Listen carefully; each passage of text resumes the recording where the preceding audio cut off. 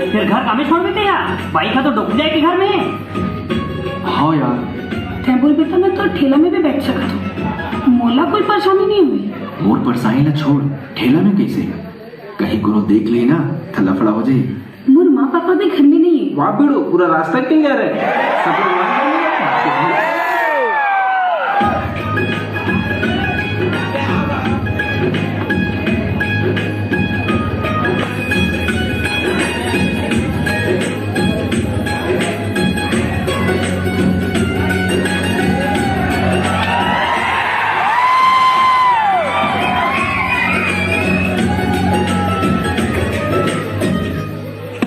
शिवा, मोला माफ कर दे। ते खबर माफी मांगा था। मोर वजह से विक्रम तोर बेइज्जती करिस, मोला अच्छा नहीं लगत है। अगर बेइज्जती के फल ऐसे हुई तो मैं रोज बेइज्जती कराए बर तैयार हूँ।